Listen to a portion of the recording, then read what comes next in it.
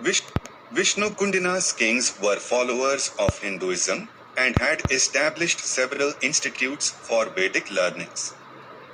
They encouraged learned Hindus by gifting them with developed land resources for building institutions. Temples, etc. Indra Bhattaraka established many schools for imparting education on Vedic literature.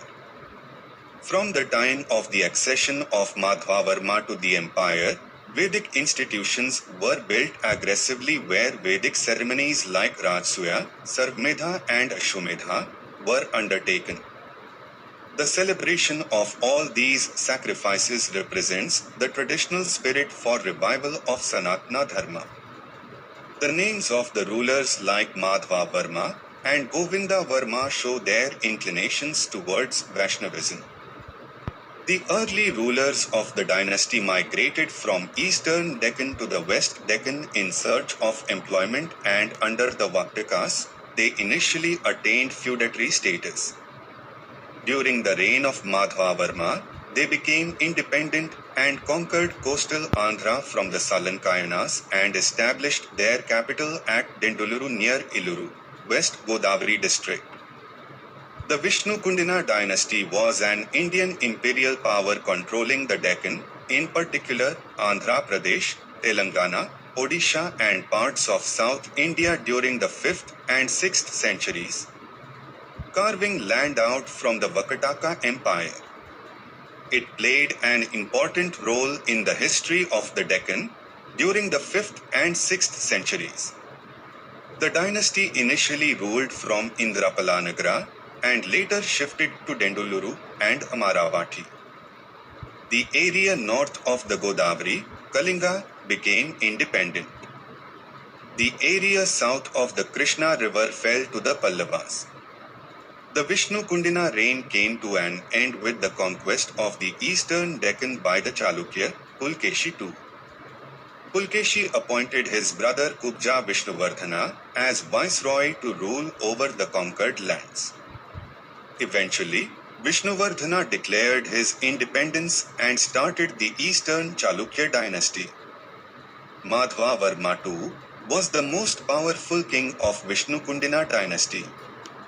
The reign of Madhava Varma II c.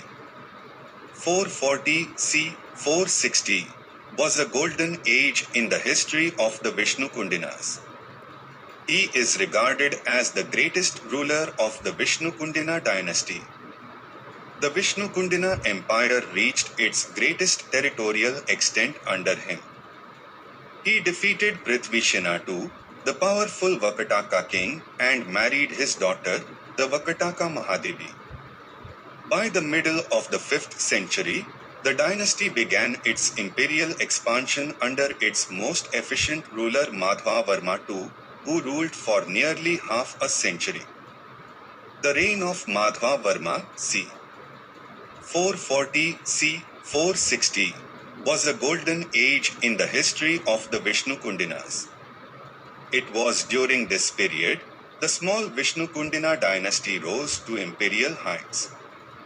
A princess of the then powerful ruling family of the Deccan, the Vakatakas, was given in marriage to Madhava Varma's son, Vikramendra Varma.